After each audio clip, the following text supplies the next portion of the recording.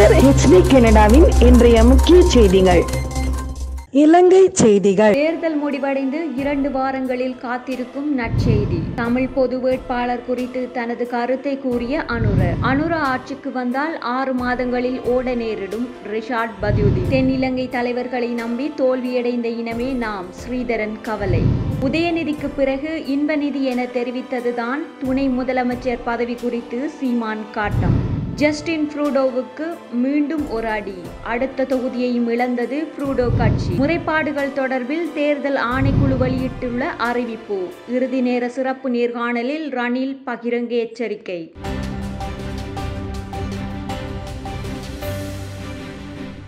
இரண்டு வாரங்களுக்குள் நாடு உத்தியோகபூர்வமாக வங்குரோத்து நிலையில் இருந்து வெளியேறும் என ஜனாதிபதி ரணில் விக்ரமசிங்க தெரிவித்துள்ளார்.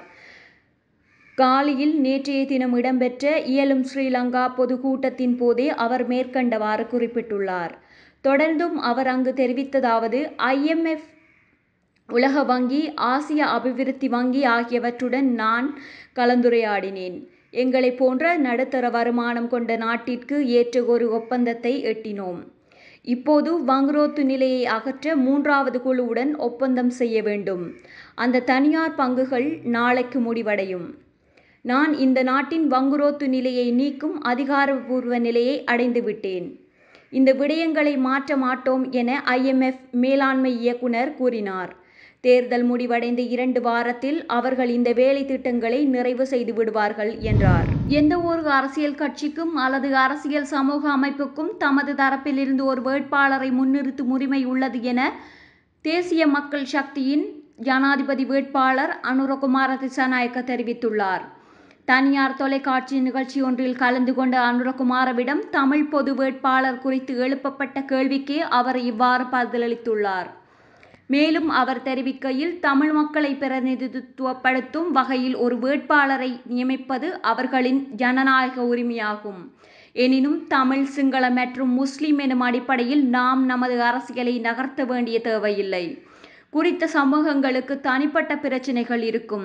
தெற்கிலிருந்து உருவான எந்த ஒரு அரசாங்கமும் இதுவரை காலமும் அவர்களின் குறைகளை நிவர்த்தி செய்யாததால் பொது வேட்பாளர் என்ற விடயத்தினூடாக கவனத்தை ஈர்க்க அவர்கள் தீர்மானித்திருக்கலாம்.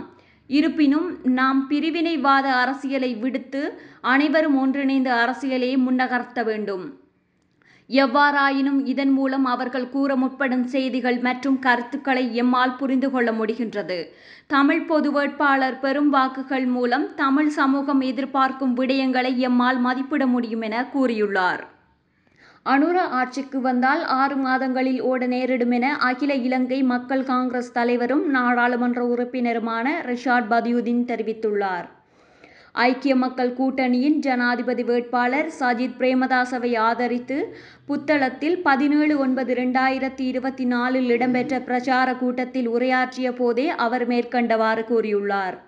அவர் மேலும் கூறியதாவது, முஸ்லிம் தாய்மார்களின் கருவறைகளில் பயங்கரவாதம் உயிர்ப்படைவதாக நாடாளுமன்றத்தில் கூறியவர்தான் அனுரகுமார திசாநாயக்க. ஈஸ்டர் தாக்குதல் காலங்களிலும் கோவிட் தொற்று நேரங்களிலும் அனுரவின் சுயரூபத்தை காண முடிந்தது. முஸ்லிம்களுக்கு எதிராக தேசிய மக்கள் சக்தி எடுத்த நிலைப்பாட்டை நாம் மறக்க முடியாது. ஜனாசாக்களை எரிப்பதற்கு எண்ணெய் ஊற்றுவதைப் போல் உதவியவர்கள் இவர்கள். பயங்கரவாதத்துடன் எனது இஸ்லாத்தை இணைத்து பேசியவர்களும் இவர்கள்தான். தேசிய மக்கள் சக்தியின் முன்னாள் MPக்கள் 40 பேர் இன்றும் ஓய்வூதியம் பெறுகின்றனர். வருடக்கணக்காக குற்ற ஆதாரங்களை வைத்துக்கொண்டு அலையும் இவர்களால் ஒரு கள்வனை கூட பிடிக்க முடியவில்லை என்றார். வரலாற்று ரீதியாக தென்னிலங்கை தலைவர்களுக்கு மட்டும் வாக்களித்து தோல்வியை அடைந்தோம் என இலங்கை தமிழரசு கட்சியின் நாடாளுமன்ற உறுப்பினர் சிவஞானம் ஸ்ரீதரன் தெரிவித்துள்ளார்.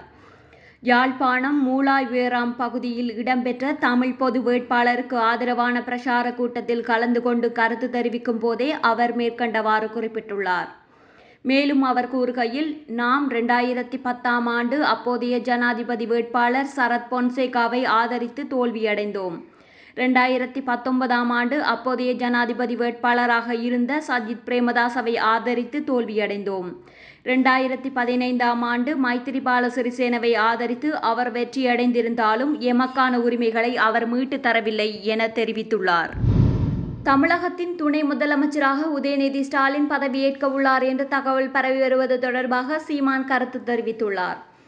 தமிழக விளையாட்டுத்துறை மற்றும் இளைஞர் நலன்துறை அமைச்சர் உதயநிதி ஸ்டாலின் தமிழகத்தின் துணை முதலமைச்சராக பதவியேற்பார் என்று சில மாதங்களாக தகவல்கள் பரவி வருகின்றது. இதனை சில திமுக எம்எல்ஏக்கள் மற்றும் அமைச்சர்களும் கூறி வருகின்றனர். இந்நிலையில் அமெரிக்க பயணத்தை முடித்துவிட்டு வந்த தமிழக முதலமைச்சர் மு.க. ஸ்டாலின் அமைச்சரவையில் மாற்றம் ஏற்படும் என்று தெரிவித்திருந்தார். இந்த அறிவிப்பின் மூலம் உதயநிதி ஸ்டாலின் தமிழகத்தின் துணை முதலமைச்சராக பதவியேற்பார் என்று தகவல் பரவுகின்றது. உதயநிதி ஸ்டாலின் துணை முதலமைச்சராவதாக தகவல் பரவுவது குறித்து நாம் தமிழர் கட்சியின் ஒருங்கிணைப்பாளர் சீமான் பேசுகையில், கருணாநிதி, மு.க. ஸ்டாலின், உதயநிதி ஸ்டாலின், இன்பநிதி என்று அடுத்தடுத்து திமுகவின் தலைவர்களாவதுதான் சனாதனம். பட்டியலின மக்களின் இஸ்லாமியர்கள், கிறிஸ்தவர்கள் ஆகியோரின் ஓட்டுக்களை கூட்டணி மூலம் வாங்கிக் கொண்டு வாரிசுகள் வருவதுதான் சனாதனம். சமூக நீதி, சனாதன ஒழிப்பு பற்றி பேசுகின்றார்கள். ஆனால் இதனை விட கொடிய சனாதனம் இல்லை. உதயநிதி துணை முதலமைச்சராவது, பின்னர் முதலமைச்சராவது எல்லாம் தெரிந்த கதைதான். அடுத்ததாக இன்பநிதியை முதலமைச்சராக துடித்துக் கொண்டிருக்கிறார்கள் என்றார். கனடா பிரதமர் ஜஸ்டின் ட்ரூடோவுக்கு மீண்டும் ஒரு அடி விழுந்துள்ளது. ஆம், இடைத்தேர்தலில் முக்கியமான மற்றொரு தொகுதியை இழந்துள்ளது அவர் சார்ந்த லிபரல் கட்சி. கனடாவின் டொரண்டோ செயின்ட் பால்ஸ் தொகுதியில் நடத்தப்பட்ட இடைத்தேர்தலில் ஆளும் ஜஸ்டின் ட்ரூடோவின் லிபரல் கட்சி தோல்வியை சந்தித்தது அனைவரும் அறிந்ததே. கன்சர்வேட்டிவ் கட்சி வேட்பாளரான டான் ஸ்டீவர்ட் லிபரல் கட்சியின் கோட்டை என்று கருதப்படும் அத்தொகுதியிலேயே லிபரல் கட்சி வேட்பாளரான லெசில் சர்ச் என்பவரை 590 வாக்குகள் வித்தியாசத்தில் தோல்வியடைய செய்தார். டான் ஸ்டீவர்ட்டின் வெற்றி லிபரல் கட்சிக்கு பெரும் அதிர்ச்சியை அளித்தது. காரணம், 30 ஆண்டுகளாக அத்தொகுதி லிபரல் வசம் இருந்த நிலையில் கன்சர்வேட்டிவ் கட்சியின் டொரண்டோ செயின்ட் பால்ஸ் தொகுதியை கைப்பற்றியுள்ளார். இந்நிலையில் மொன்றியலில் உள்ள லெசெல் எமார்ட் வேர்டன் தொகுதியில் நடைபெற்ற இடைத்தேர்தலிலும் ட்ரூடோவின் லிபரல் கட்சி தோல்வியை சந்தித்துள்ளது.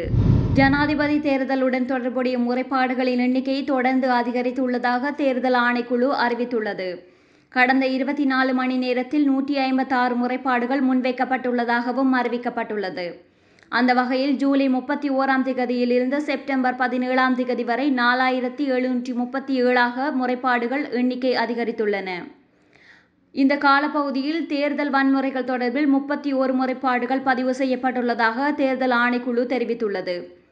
இதேவேளை 1438 முறைப்பாடுகள் தேசிய தேர்தல் முறைப்பாட்டு முகாமைத்துவ நிலையத்திற்கும் 3299 முறைப்பாடுகள் மாவட்ட தேர்தல் முறைப்பாட்டு முகாமைத்துவ நிலையத்துக்கும் கிடைத்துள்ளன. இதுவரையில் கிடைக்கப்பெற்ற ஜனாதிபதி தேர்தலுடன் தொடர்புடைய 4209 முறைப்பாடுகள் தொடர்பில் தீர்வு கண்டுள்ளதாக தேர்தல் ஆணைக்குழு தெரிவித்துள்ளது. எஞ்சிய 528 முறைப்பாடுகள் தொடர்பில் நடவடிக்கை எடுக்கப்பட்டு வருவதாகவும் ஆணைக்குழு அறிவித்துள்ளது. மாலைதீவு பொருளாதார ரீதியாக சற்று மோசமான நிலையில் இருப்பதால் அங்கு வேலை செய்யும் இலங்கையர்களின் குறைந்தது 10,000 பேராவது மீண்டும் இலங்கைக்கு வரவேண்டியிருக்கும் என ஜனாதிபதி ரணில் விக்ரமசிங்க தெரிவித்துள்ளார். ஜனாதிபதி ரணில் விக்ரமசிங்க நேற்றைய தினம் ஊடகவியலாளர்களுடன் ஒரு சிறப்பு நேர்காணலில் கலந்து கொண்ட போதே இவ்வாறு கூறியுள்ளார். மேலும் அவர் குறிப்பிடுகையில், மாலைதீவு சற்று மோசமான நிலையில்தான் உள்ளது. எனினும் இவ்வாரத்துக்குள் நிதியை பெற்றுக்கொள்ள அந்நாடு முயற்சிக்கின்றது. அந்நாட்டு நிதியமைச்சர் இங்கு வந்து எமது உதவியை கோரியுள்ளார். அங்கு ஏதும் பிரச்சனை ஏற்பட்டால் அங்கு வேலை செய்யும் 30 தொடக்கம் 40,000 இலங்கையர்களுக்கு பாதிப்பாக அமையும். குறைந்தது 10,000 பேராவது மீண்டும் இலங்கைக்கு வரவேண்டியிருக்கும். எமது நாட்டிலிருந்துதான் உணவு உள்ளிட்ட பல விடயங்கள் அங்கு அனுப்பப்படுகின்றன. அது இல்லாது போகும். அத்தோடு மாலைதீவுக்கு வருகை தரும் சுற்றுலா பயணிகள் இங்கே வருவதை தவிர்க்கின்றார்கள். அவர்கள் இங்கே வந்துவிட்டு மாலைதீவுக்கு செல்வதில்லை. எனவே இதுவும் பாதிக்கப்படலாம். எனவே மாலைதீவு பிரச்சினை எம்முடன் நேரடியாக தொடர்புடையதாக இருப்பதால் இதனை நிவர்த்தி செய்வது எப்படி என்றுதான் நடவடிக்கை எடுக்கின்றோம். இல்லாவிட்டால் மாலைதீவில் பிரச்சினை ஏற்பட்டால் அது இலங்கையையும் தான் பாதிப்படைய செய்யும் என்றுள்ளார்.